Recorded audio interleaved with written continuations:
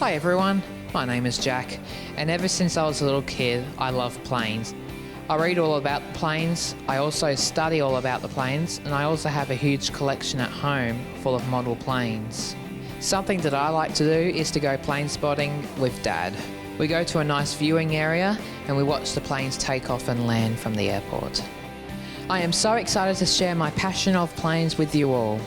And to do that, I have brought you all here today. Welcome to the home of the Royal Flying Doctor Service.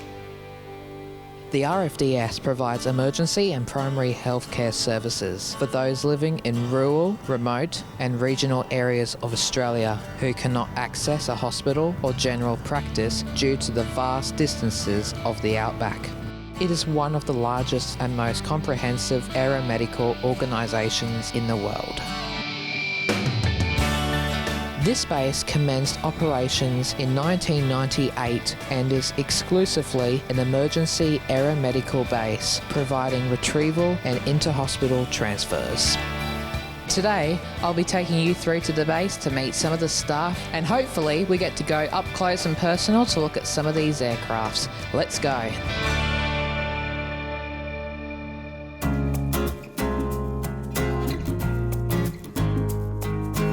Wow, look at this room. It's so much like an emergency room, isn't it, Clayton? It is. This is the room I really wanted to show you. This is our simulation training room. So it's good for immersive, sort of high simulation training, which we do with our flight nurses on a regular basis. We go to all over the countryside and we pick patients up from basically any environment, and we need to be ready for it.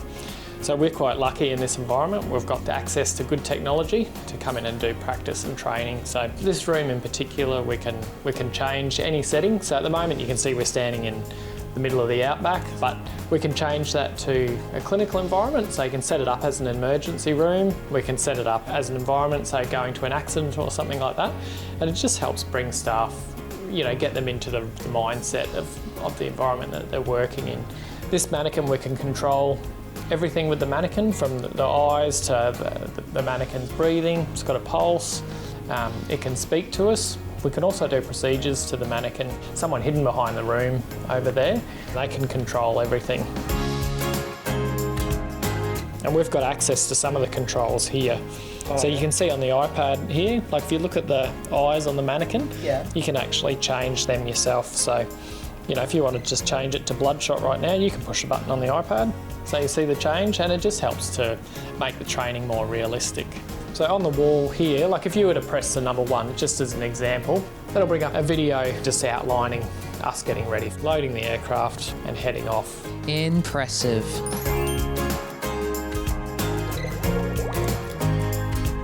Obviously this is a bit of fun that we're having looking around and playing with things like this today, but the reality is we can do a lot of really important training in this room. That's right. And it's thanks to partners like QSuper that help us purchase the equipment and also access time for our nurses to come and do vital training.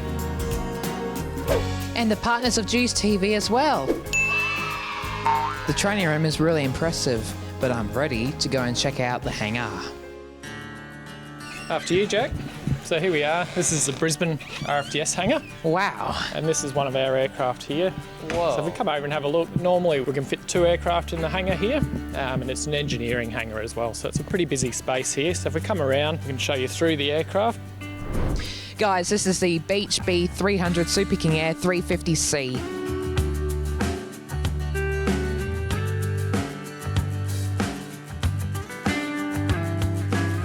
Well, this is the rego plate here, and it's VHFDF. Obviously, the VH stands for Australian Planes, and if you say the registration in full, it is Victor Hotel Foxtrot Delta Foxtrot.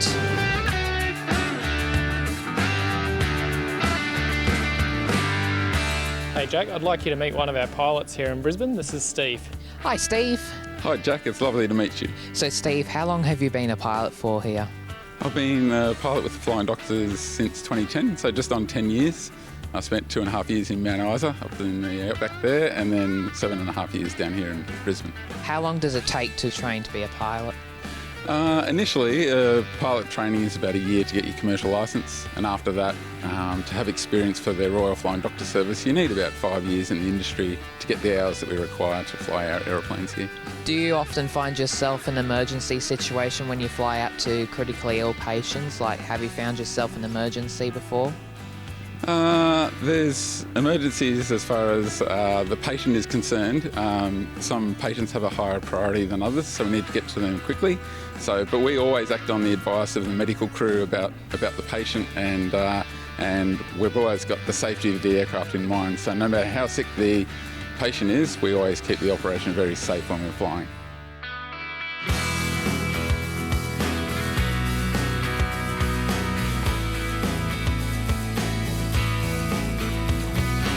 Alright guys, something really cool is going to happen now. Clayton and Steve is going to load me onto the stretcher and wheel me into the plane, so I get to experience what it's like to be a patient.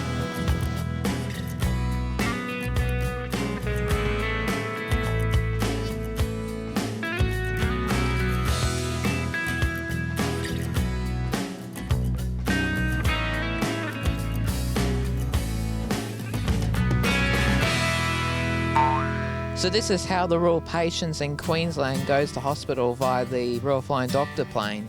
Lovely room, I am comfortable. I think I'm getting so tired that I just want to have a snooze.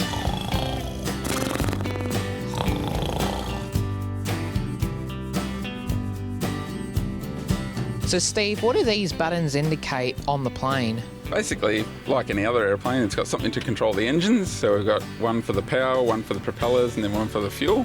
The control yoke, this is what steers the aeroplane in the air. The attitude indicator shows us where we are in relation to the horizon outside, even when we can't see it. We've got all our lights down here, so landing lights and the red and green lights that you see on the wings, and all the radios here as well for talking to air traffic control. Is it often scary when you have to fly a plane yourself because you only have to fly single as well?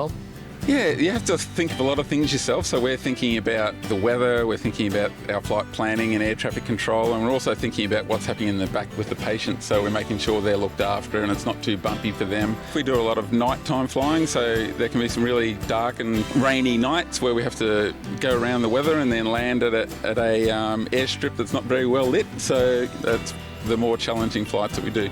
What are some of the tips you can reassure the patient that if they're on their way to hospital while flying and they get scared? Yeah, that's a really good question, because we want to make sure that they're very comfortable to fly with us, and sometimes it can be their first flight and also they're feeling sick as well. So that combines to make it a bit of a nerve-wracking thing for little kids. And there's a nurse always right by the patient's side.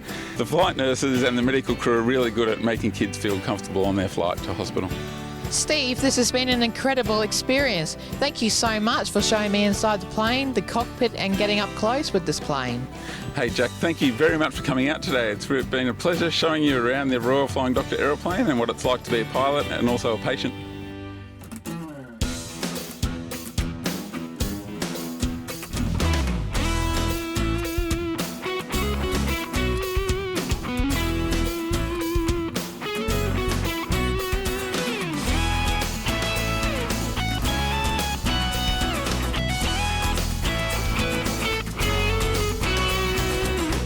Thank you so much, Royal Flying Doctor Service, for a day that I'll never forget.